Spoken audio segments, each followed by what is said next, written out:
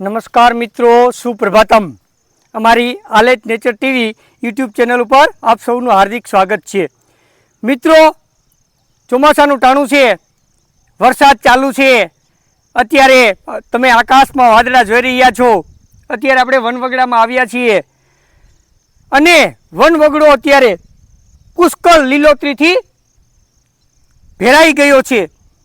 ચારે બાજુ લીલોતરી છે અને એમાં નાના છોડથી માંડી અને મોટા વૃક્ષો પણ છે. તો આજે મિત્રો આપણે એક નાનકડા છોડ એટલે કે વેલાની વાત કરવી છે. વેલો થાય નાનકડો, પરંતુ એ ઉપયોગી ખૂબ જ છે અને એના વિશે એમ કહેવાય છે કે કીડા મારવા એ કામ એનું, કીડા મારવા એ કામ એનું અને કીડા મારી એવું નામ એનું. તો તમે બરાબર જ સમજ્યા કે આજે આપણે કીડામારી વનસ્પતિ જે છે કે જે કીડાને મારે છે એવી વનસ્પતિનો પરિચય મેળવવા જઈ રહ્યા છીએ અને એ વનસ્પતિ તમને દરેક જગ્યાએ જોવા મળી જાય. તો જોઈએ કીડામારી વિશે. આ કીડામારીના વેલા છે તે ચોમાસામાં વરસાદ થતાં જ ઉગી નીકળે છે અને તીવ્ર ગતિએ વધે છે. ભેજવાળી જમીનમાં તે 12 માસ જોવા મળે છે. તે અડધોથી 1.5 ફૂટ તો ક્યારેક 2 ફૂટ લાંબા પણ જોવા મળે છે. તો ક્યારેક તે ઊભા છોડવા જેવા અને નાના હોય છે, પરંતુ વધતાં તે જમીન પર ઢળી જાય છે. આ વેલાઓ રસ્તાઓની બાજુએ, વાડીઓની વાડ પાસે, પાણીના ધોરિયા કાંઠે, દરિયા કાંઠે, પડતર જમીનમાં તેમજ ચરિયાણ વિસ્તારમાં અને ખેતરોમાં એમ દરેક જગ્યાએ જોવા મળે છે. તેને હિન્દીમાં કીડામારી કે ગંધાતી કહે છે, જ્યારે તેને સંસ્કૃતમાં કીટમારી કે કીટારી તરીકે ઓળખવામાં આવે છે. તેનું અંગ્રેજી નામ હોર્મકુલર છે. ટૂંકમાં કીડાઓ મારવાનું કામ આ વેલાનું હોય તેના પરથી જ ઉપરના બધા નામો પડ્યા હોય એવું લાગે છે. તેનું શાસ્ત્રીય નામ એરિસ્ટોલોચિયા બ્રેક્ટીઓલાટા છે. આ વેલાઓ નીચે મૂળમાંથી જ જુદી જુદી શાખાઓ નીકળેલી હોય, જે લીસી, ઊભી આંસોવાળી અને સૂતળીથી સહેજ જાડી હોય છે. પાન આંતરે આવેલા અને 1 થી 3 ઇંચ લાંબા, 1 થી 1.5 ઇંચ પહોળા, ઉપરની સપાટી લીસી અને નીચેની સપાટી થોડી ખરસટ હોય છે. પાનની કોર પર કળતલી જેવી ઝાલર હોય છે. પાન લીસા, ગોળાઈ લેતા, સફેદ પડતા રાખોડી રંગના, તેમજ આ વેલાઓ તરત જ એના પાનને લીધે આપણી નજરમાં આવી જાય છે. પાનને ચોરતા ઉગ્ર વાસ આવે છે, તેમજ પાનનો સ્વાદ અતિ કડવો હોય છે. ફૂલ 2 ઇંચ લાંબા, બહારથી ફીકા, અંદરના ભાગે જાંબુડિયા રંગના હોય છે, જે ખરેખર જોવાલાયક છે. તેમાં ફળ બંધાય છે. ફળ અડધોથી 1.5 ઇંચ લાંબા, 1/2 ઇંચ પહોળા અને લંબ ગોળાકાર હોય છે. ફળનો રંગ પણ રાખોડી હોય છે. તેમાં ઊભી 6 ફાંટ હોય છે. એ દરેક ફાંટ ઉપર એક હાંસ હોય છે. જ્યારે ફળ સુકાવા લાગે છે ત્યારે દરેક ફાંટ અલગ પડે છે. દરેક ફાંટમાં 5 થી 7 બીજ હોય છે.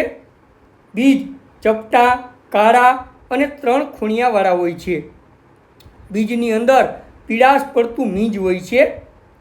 એરિસ્ટોલોકિએસી વર્ગની આ વનસ્પતિ ખૂબ જ ઉપયોગી છે, પરંતુ થોડી વિશલ છે.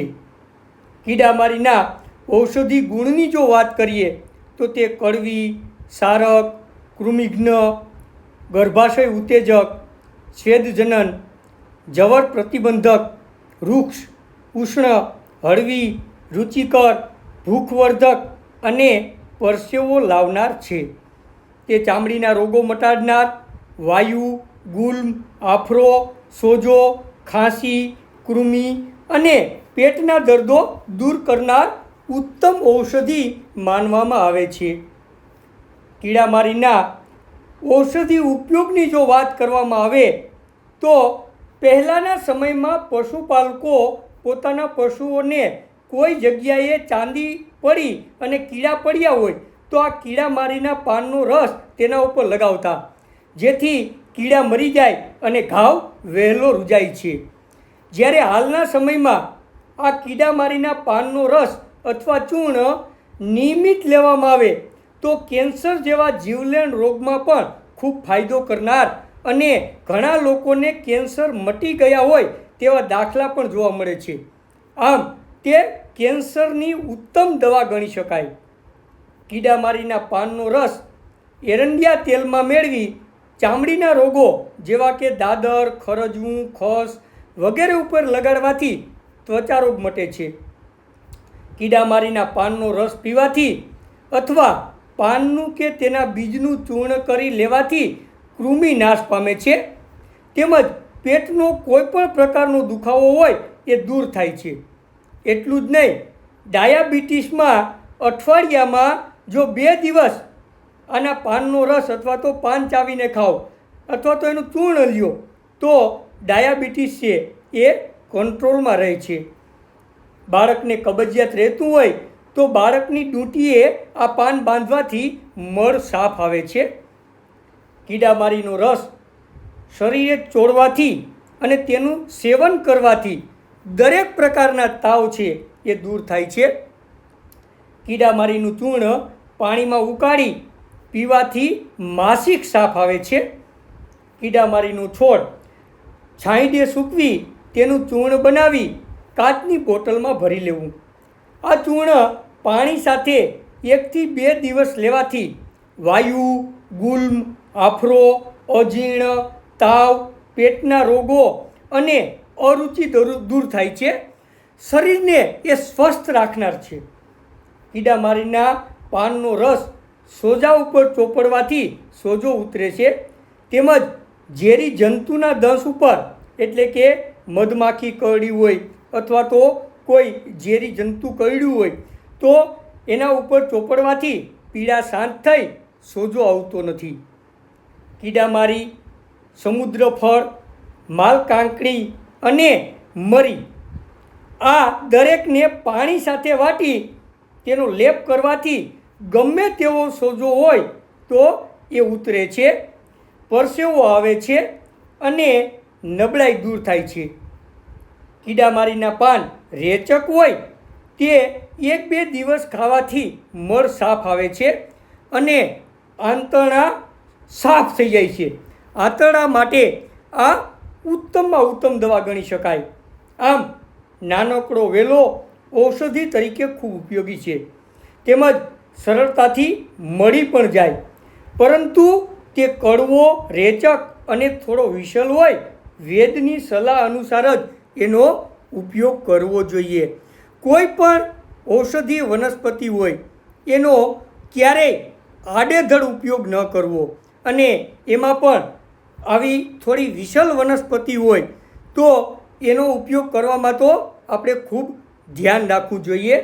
તો આ કીડામારી છે એ ખરેખર ખૂબ જ ઉપયોગી છોડ છે અને એ છોડ જેવો લાગે પણ આમ તો વેલા રૂપે પથરાય છે. અને બીજું કે ચોમાસાની અંદર તે પુષ્કળ પ્રમાણમાં જોવા મળે. એટલે જો તેનો સંગ્રહ કરવો હોય તો અત્યારે ચોમાસામાં એ વેલા લઈ અને એને સૂકવી અને એનું ચૂર્ણ બનાવી લેવું જોઈએ.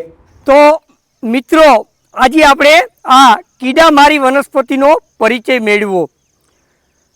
આપણે સ્વાદમાં 6 રસ લઈએ છીએ અને એમાં જો કોઈ અણગમતો રસ હોય તો એ રસ એ કડવો છે અને કીડામારીનો સ્વાદ પણ કડવો છે. પરંતુ જીવનમાં કડવા રસનું પણ મહત્ત્વ છે. તો મિત્રો, આ વનસ્પતિનો ઉપયોગ કરો. ડાયાબિટીસથી લઈ અને કેન્સર સુધી એ કામ આવે છે અને એના જે ફૂલો છે એ પણ અજાયબ છે, બરાબર. અને બીજું કે મિત્રો, અમારી ચેનલને લાઈક અને સબસ્ક્રાઈબ કરવાનું ભૂલતા નહીં. અને આ મિત્રો, જેને વનસ્પતિમાં રસ છે એને શેર પણ કરો, જેથી કરીને લોકો નવી નવી વનસ્પતિનો પરિચય મેળવે, આયુર્વેદ તરફ આગળ વધે અને એનો ફાયદો ઉઠાવે. તો મિત્રો આપણું સૂત્ર છે યાદ છે ને કે મારું સ્વાસ્થ્ય મારા હાથમાં. તો મિત્રો આપણે આપણું સ્વાસ્થ્ય જાળવીએ અને હા, આવતા મંગળવારે ફરી પાછા મળશું, એક નવી જ વનસ્પતિનો પરિચય મેળવશું. ત્યાં સુધી રજા આપશો. નારાયણભાઈના જય શ્રી કૃષ્ણ.